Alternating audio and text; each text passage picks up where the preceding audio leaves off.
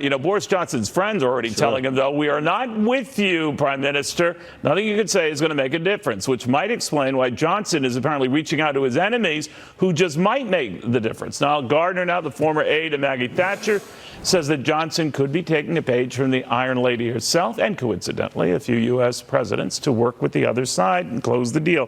What do you think, Niall? Well, Neil, I do think that the prospects of Boris Johnson are looking a lot better today. And already you've seen several Labour MPs, about 7 or 8, saying that they are going to vote with the government in support of Boris Johnson's deal. Johnson needs to basically flip about 19 Labour MPs over in order to secure the deal.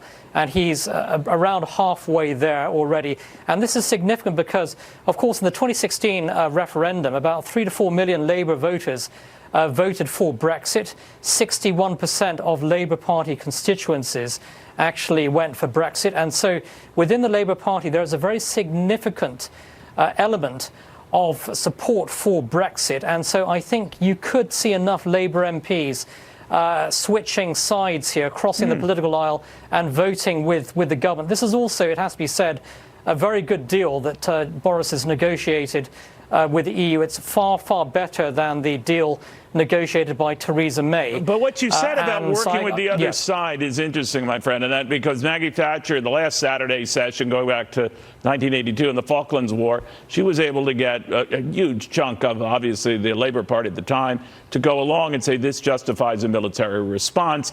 We saw Ronald Reagan do that at the time when he was working with Democrats to get his tax cuts and on and on. This idea of working and winning over the other side to make it look bipartisan besides just getting the votes.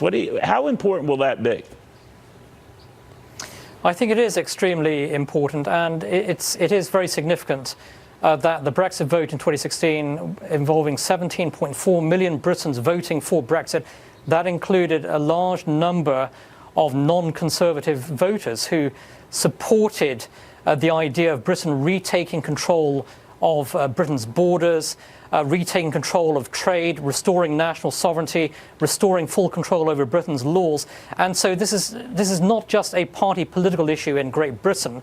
And it is important, I think, that tomorrow all MPs who believe in the principles of British sovereignty and self-determination support this deal. And I do think that Boris Johnson has made every effort to reach out across the political aisle here. It's unfortunate the leader of the Labour Party, Jeremy Corbyn, is, of course, a far-left Marxist. And he leads a party really in disarray at this time, it has to be said. And Jeremy Corbyn has been hugely unhelpful over Brexit. Many of those members, I'm sorry to jump on you with the crunch time here, but many of those members represent districts that were obviously, this Brexit was very popular. We'll watch what happens, my friend. Thank you very, very much. And to Niall's point, this is going to be a big deal tomorrow. Voting all day tomorrow could go on quite long. We'll be monitoring at 10 a.m. Eastern Time, a special edition tomorrow, Cavuto Live, following this tick by tick and movement by movement.